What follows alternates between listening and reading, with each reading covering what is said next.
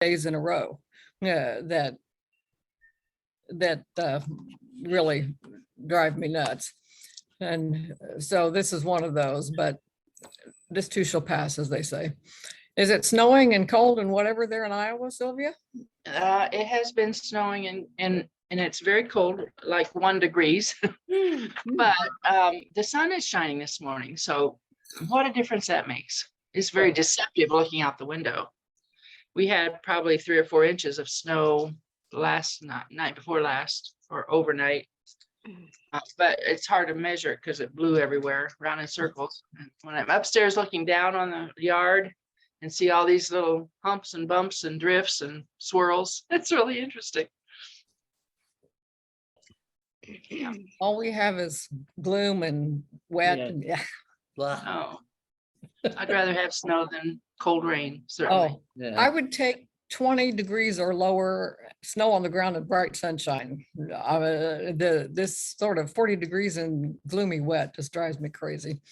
But I live in Indiana, right? So I have to get used to that. Well, it's going to be Good morning, cold everyone. later, so it won't be 40 and gloomy. It'll be 20 and gloomy. Later this afternoon, that's right. And tomorrow is supposed to be really cold. Yeah. It's headed your way from here. Yes, that's right. Just think if you were from Africa and this is your first week in America. Yeah. Yes, I'm sure your family is trying to figure out what in the world happened. Where have we gone? Yep. Well, Betty, you look snug and warm with your vest, and you old people have to do that. You old people have to get warm like that. That's right, old man. We're the same age, in case you guys didn't know. Hi, Dave. Morning. We're talking about the weather. What do you think? Does this make you feel warmer? Oh, boo. It's your Boo. corn shirt. I thought maybe that would help you Iowa people out this morning. That's great. The other thing that might help is it's supposed to get up to 7 this afternoon. Yeah. The Down 7th. to even 7. below 0 tonight. Yep. I bet your friends from Africa have decided that it's chilly this morning. They're so funny. They really don't know what to do with how to keep warm. We continue to say, wear this on the bottom, wear this next, and put this on next, and do layers. And they still lose their gloves, and they still lose their hats. Still having trouble keeping it all together, but One of my big purchases for the Hire family, Josh and Jennifer, was snow pants for each of the kids. And they've worn them, even though there hasn't been that much snow, but it's so much colder than Peru that the snow pants have come in real handy. well, Layla says snow pants are required at school to go out for recess if you want to play in the snow. So, so they gave her a pair of snow pants. Oh, good. Said she needs to wear them all the time. Yeah, especially this first year. Oh, yeah. Well, it's pretty bitter cold, and she has to walk about 6 blocks to school. Mm. And it's her father who is the complainer. His fingers were freezing off. And they will if he's not careful.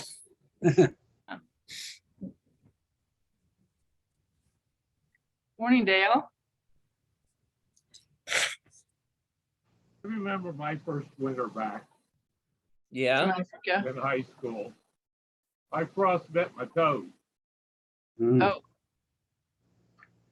you really did. Riding my bicycle back from Grandpa Westerfield. Yeah. Snowed about 3 inches and I was trying to ride in the snow. I had tennis shoes on. Westerfields. Oh. Well, no boots for you, huh? Well, these Well, kids I all think- have boots. We make sure they got boots and tall socks. I cleaned out Dan's drawer with all those wool socks he never wears. And they were thrilled to have him.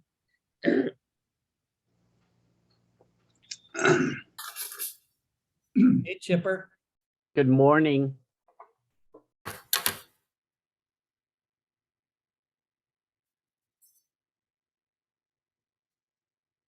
Hey there.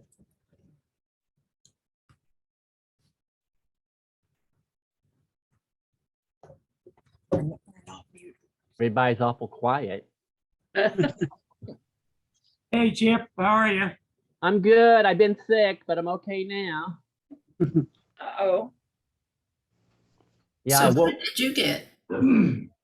I just had a little cold, I guess. I had a sore throat and I woke up the next morning and I thought, oh, wow, I've gone through puberty. My voice has gotten really low.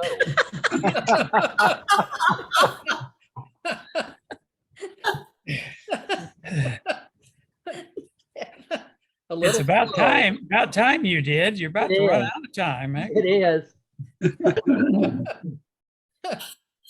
Oh, Brad, if it'll make you feel any better about sending out two emails to get the message out and communicated properly, I opened the wrong one this morning. Oh, yay. I'm glad it's not just me. Oh, I sent out the one email, or the one that said both Monday and Tuesday night for the called monthly meeting. So Lynn was especially worried that she'd have to, have the house cleaned for 2 nights. I had it on the calendar for Monday, and then you sent out the email and I thought, oh, I guess I was wrong. Okay, so I moved it to Tuesday. And then you sent out the next email and I thought, no, I was right in the first place. So I moved it back to Monday. So had me Yeah, all confused. it was my fault. Because we talked about Monday, but Chip couldn't be there on Monday, so we switched it to Tuesday. Right. So I set it up for Tuesday on Zoom, but I still had in my head it was Monday because I have other exciting things to do in the morning, like go get stitches out. So I thought, well, everything's happening Monday, but it's not. So instead, I'm spreading the pain throughout the whole week. So stitches tomorrow and monthly meeting on Tuesday, and then having a crown put on Wednesday. Ugh. I thought we said it the crown on you. Fun It'll and be the games. only crown I ever get. Or the only type of crown. Let me put it that way. Jonathan has an interesting new background. Yes. What was that background, Jonathan? What? Before your video came on, there was some interesting background. Oh, yeah, like a checkered looking picture. Yeah. It's from the television show Twin Peaks. I don't know if you ever watched it Yeah. in the early 90s. Okay. It's better than an older picture of me that's it's outdated. That's what I had before. Remember when we started doing Zoom and early video thing, you could put up filters behind you and stuff, and they, and everybody was doing that, but I had to do a Friends General Conference meeting and I put up the Death Star, the flight deck of the Star Wars Death Star, the evil thing, and hardly anybody caught it, that it was, so it was like wasted. Plus it looks stupid. you see Max Carter's Facebook posting this morning? Yeah, that was awful. About Jane. Jane, yeah, Jane and Yeah, their she was dog. lucky she wasn't. intervening in a dog fight Yeah, she was lucky she wasn't seriously hurt. and the dog.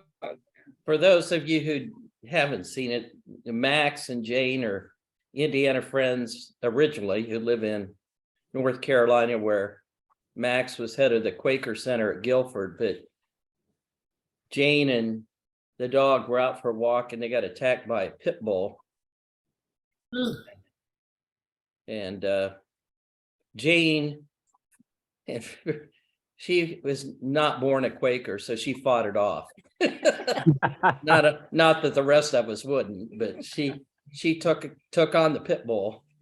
But the dog and her both suffered some damage, so.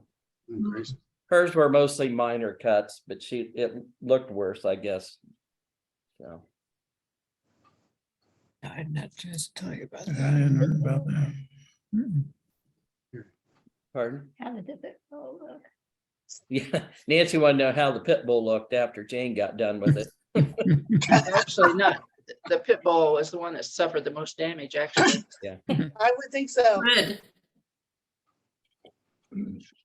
But the police Any dog came, that attacks. the pit bull was still there, so I mean, the police, I get, it sounded like they arranged for animal control to take the pit bull away. So, Did you see that? no owner around.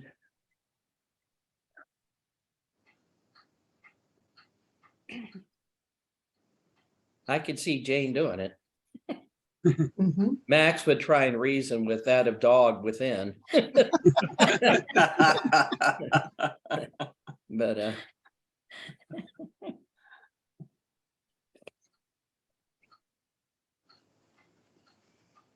Well, Sylvia, if you took out all of Dan's old wool socks, does he have some socks still? No, I didn't take them all. Okay, I had enough to outfit that family, and he had at least that many left. okay. He's probably had them for 80 years. I never throw them away. I don't either. Have too many socks.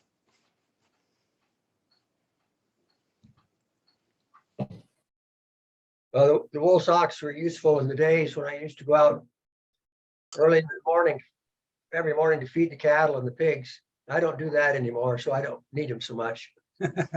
Yeah.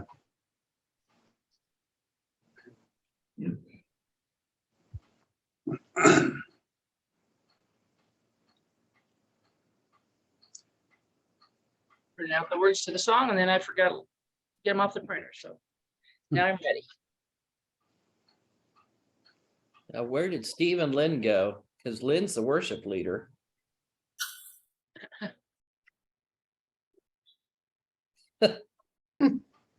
Disappeared. If their internet went out, I better get my phone and see if she texted me. We were having trouble with the internet last week. I take it you're not at the Goodwin Center this morning. No, Still, I think they're still working on the floor there, but so something like that. it's a I long- believe they were long job. replacing and upgrading it, so Mhm. the flooring, yeah, I guess. Yeah, But that was 3 weeks ago. this, Norma, the Goodwin Center floors are done. It's a problem with finishing up in the bathrooms. They have to have those functional before they can open it up to the public.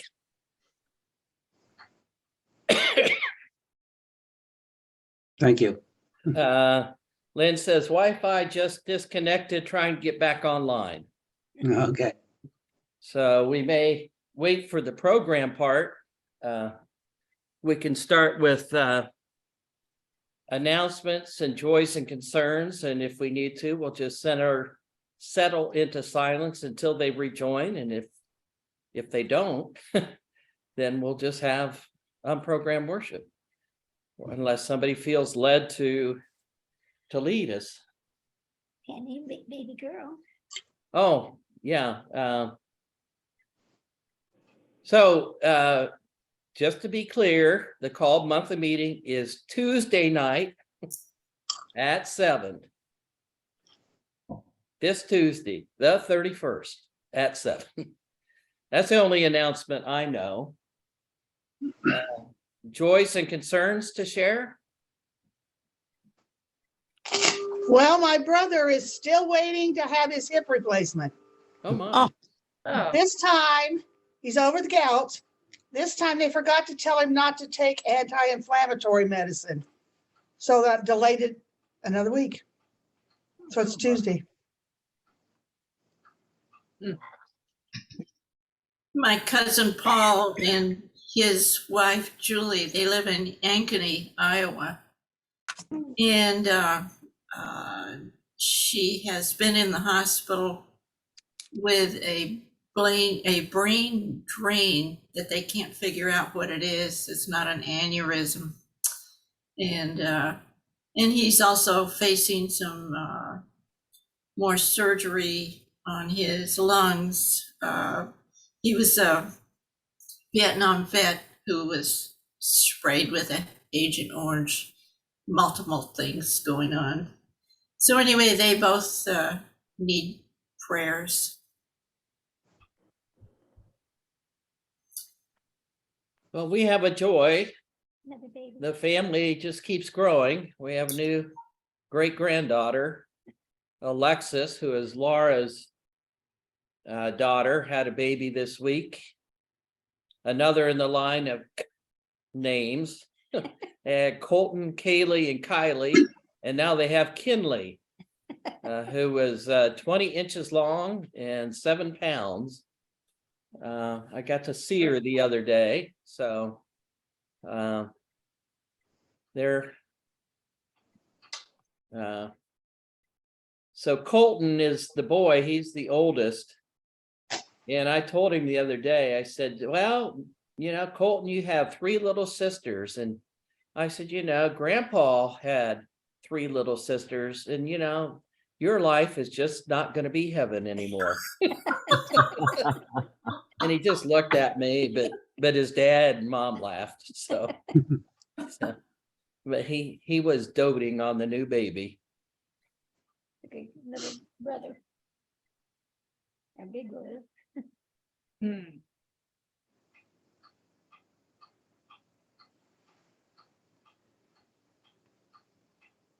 Our refugee family kids went to school this week for the first time on Wednesday. I think that's going well for them. They're real happy to be in school, and they as the high school kids were going by the hallway, I thought, wow, this is a very colorful group. And the counselor said that they speak 40 languages in Marshalltown. Wow. Wow. Wow. A very diverse town. How big is Marshalltown? 30,000. Wow. So what are the nationalities there then, that all these languages? There's a lot of people from Southeast Asia, Burma and so forth, have been some of the more recent immigrants. And of course, lots of Hispanics and quite a few families from the DRC and other African countries, Somalia and Sudan and so forth. I can't quite figure out where they get 40, but I guess they know what they're talking about. Great. Well, welcome back, Lynn and Steve. We were just getting ready to center into some silence. Lynn's the worship leader, so she can take over from here. I have a prelude, and then have you done joys and concerns and that kind of thing while you were waiting? Yes, we did, but okay.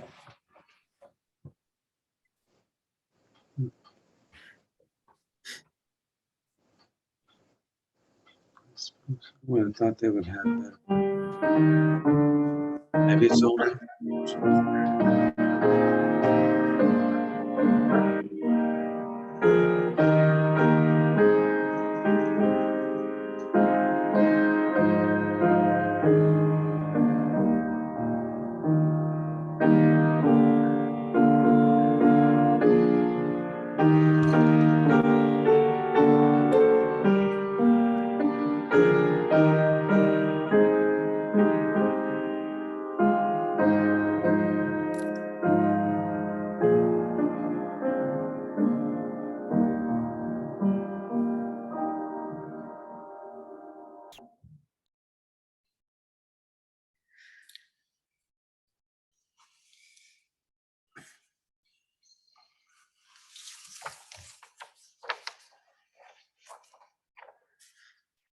Well, before I share the thoughts that I've that I have for you this morning. I just want to report real quickly on Maggie and Cecilia.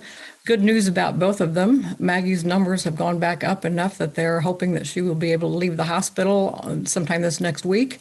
And this should, God willing, be her last inpatient experience at the hospital. So that is wonderful news. And Cecilia had the internal shunt replaced this week, and she's up and running up and down the hallways at the hospital and feeling real good. She should be discharged from the hospital also, and then we'll have to go to the Children's Hospital in Cincinnati for some kind of special radiation therapy. But at any rate, right now, both little girls are doing well, but neither one of them is completely well yet, so they continue to need our prayers.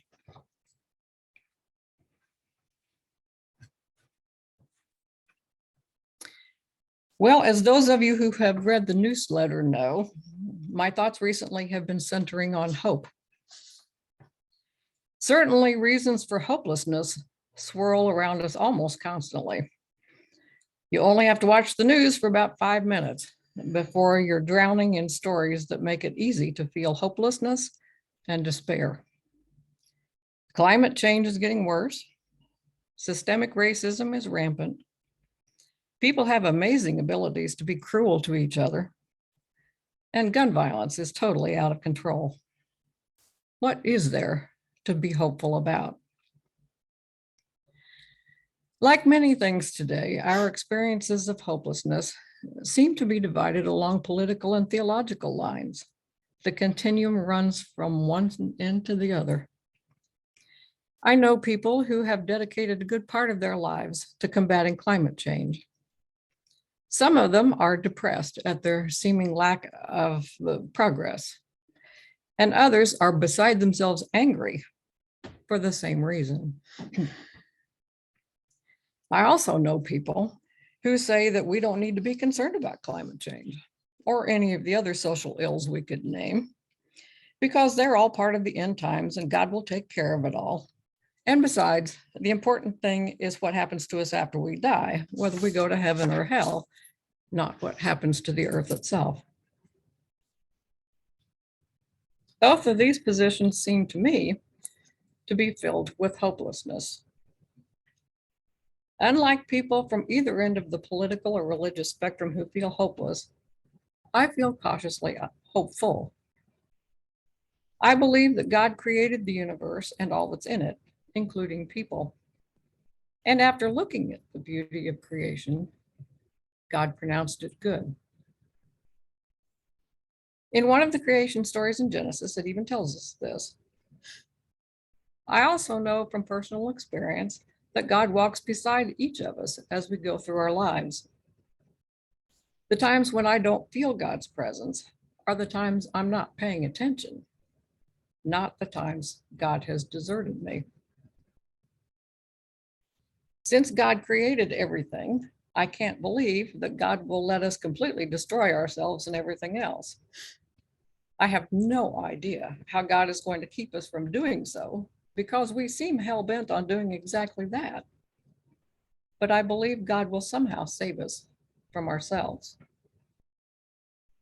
Having said that, though, I do not believe that we're supposed to just sit on our hands and wait for God to do something supernatural to change things. God gave us the abilities to do great things and expects us to use those abilities. Seeing people such as Greta Thunberg and Malala Yousafzai and others using their God-given gifts to make the world a better place gives me hope and encourages me to do what I can to be a positive influence on the world around me. So what is hope and why does it matter? The Merriam-Webster Dictionary defines hope as a desire accompanied by expectation of or belief in fulfillment. To be hopeful, then, is to cherish a desire with anticipation that the desire will come true. Hope is important because it gives us the energy to see creative solutions to our challenges. Without it, depression sets in and we can't see or imagine ways that things can be different. And if we can't see ways things can be different, we can't help make them become reality. In his book, Dare to Journey with Henry Nouwen, Charles Ringma says, Nouwen comments that a person without hope in the future cannot live creatively in the present. This does not mean that hope acts merely as a drug that numbs us to present difficulty because our eyes are on the beyond. In fact, the opposite is the case. Hope allows us to face the present, no matter how difficult our present may be. Hope helps us to see the present with new eyes, with eyes that see how things can be different. And hope can then propel us forward, for we see what we can be, rather than seeing only what is here and now. That's the end of the Ringma quote. The Bible tells us that hope is important, if for no other reason or in no other way than just by the number of times it uses the word, 316. Psalms is full of verses that talk about having hope during challenging times. Remember your word to your servant, for you have given me hope. My comfort in my suffering is this: your promise preserves my life. And you are my refuge and my shield. I have put my hope in your word. And sustain me according to your promise, and I will live. Do not let my hopes be dashed. And finally, the Lord delights in those who fear him, who put their hope in his unfailing love.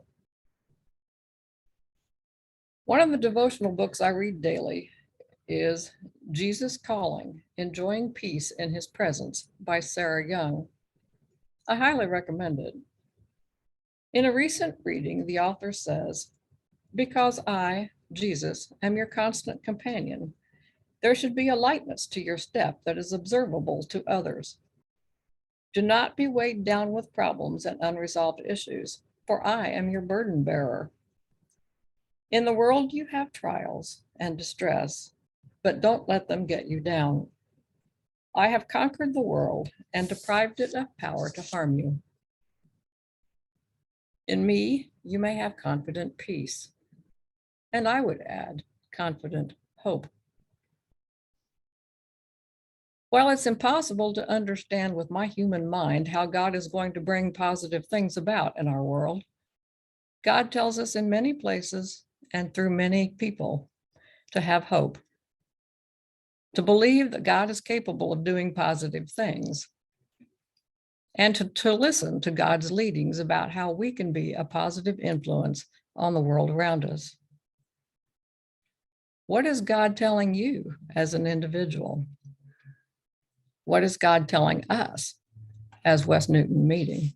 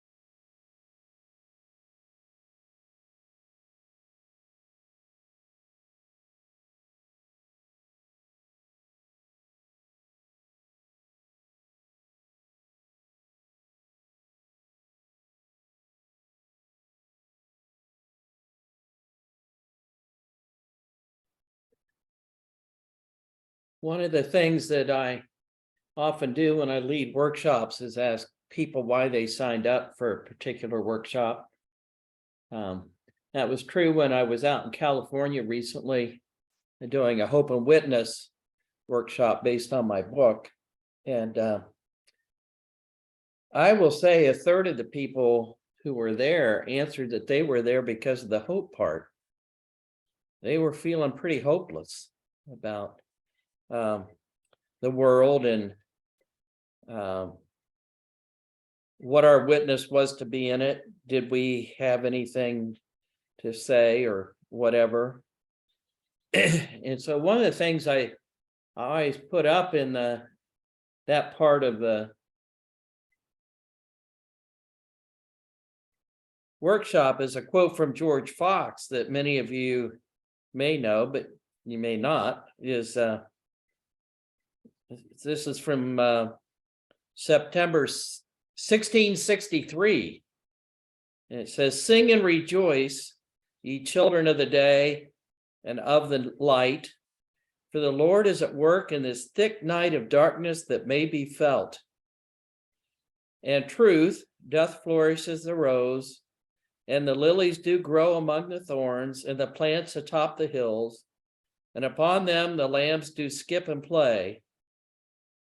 And never heed the tempest nor the storms, floods nor rains, for the seed of Christ is over all and doth reign." He wrote that to friends in prison. It's one of his epistles that he wrote to give them hope. Always engenders a lot of discussion. Never heed the tempest or storms or floods or rains, but the ending, I think, is he acknowledges the Lord is at work in this thick night of darkness that may be felt. We were talking earlier a little bit about how these gloomy days, it feels like you can almost feel the gloom, when it's cloudy and cold, but the seed Christ is over all and doth reign. And I guess that's ultimately where I find the hope, that it's not up to me in a sense. I'm invited to work with God, as the Jews say in Tikkun Olam, the redeeming of the world, to be working with God in the redemption of the world. So it's not my job alone. It's that God's at work and I'm invited to pitch in. Christ doth reign.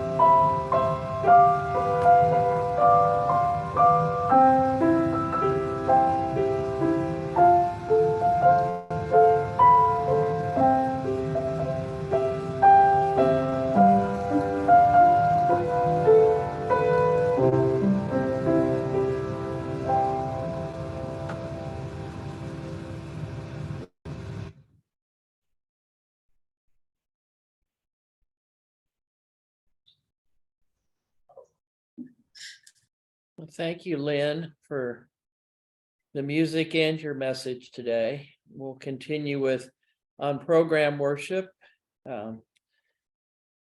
Godspeed to those who must leave at this time. Hoped that you can join us for monthly meeting on Tuesday night. So. Thank you, Lynn.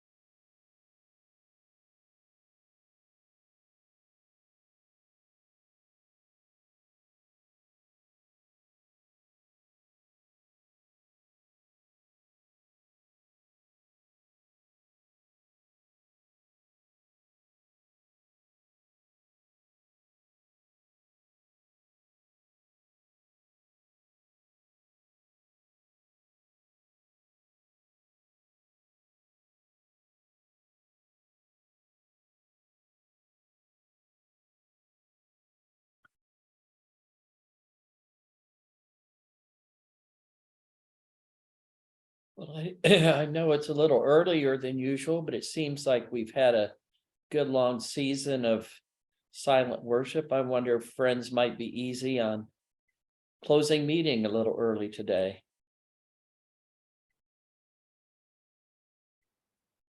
Okay. Well, it's good to see everyone. And hope to see you Tuesday. Thanks again, Lynn, for your message. You're welcome. Yes, thank you. And You're the welcome. music was just beautiful. Thanks. But you didn't hear the cat's contribution Oh. to the. No, I missed that. Thanks to the wonders of mute, you didn't hear that.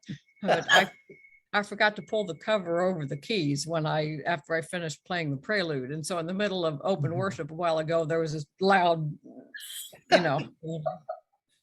Kitten on the keys. yeah, she decided to climb up and walk on the keys and check things out, so scared me half to pieces. Well, Sue, Okay. Sue, as you well know, it's great having a cat. Bad things happen, you just blame it on the cat. If Yeah. your internet goes down or something like that, it's the cat's fault.